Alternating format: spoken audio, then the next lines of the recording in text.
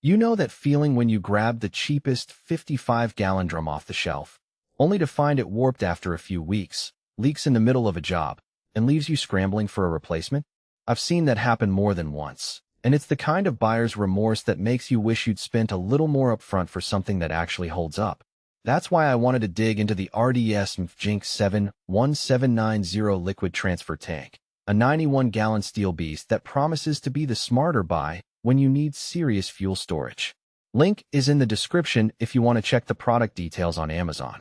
First off, the hesitation most people have with a tank this size isn't about the capacity, it's about the logistics. A 91-gallon tank weighs a ton when it's full, and the dimensions mean you'll need a decent amount of floor space and a way to move it. I've spoken with a few shop owners who tried to tuck a large tank into a cramped garage, only to realize the doors wouldn't close and the tank kept bumping into shelving. The first question you should ask yourself is, do you have a dedicated spot for a tank this big?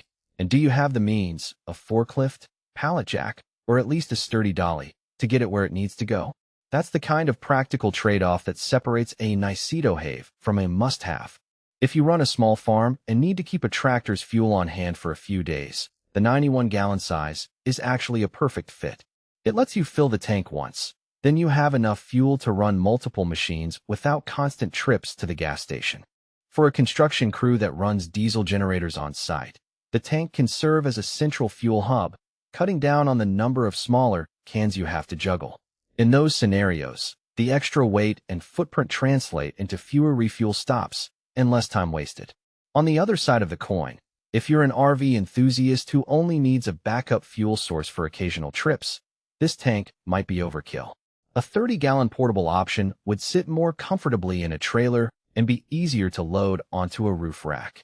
The RDS tank steel construction is great for durability, but it also means you'll need a proper anchoring system if you plan to keep it outdoors. Without that, you risk the tank shifting in high winds or during an earthquake, which could cause damage to the tank itself or the surrounding area.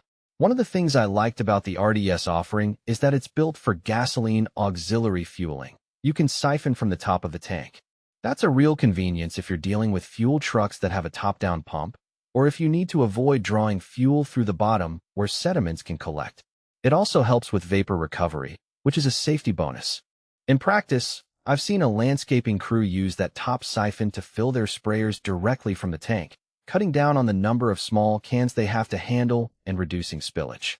But there's a catch. Because the tank is designed for top siphoning, you'll need a compatible hose and a pump that can handle the flow rate you expect.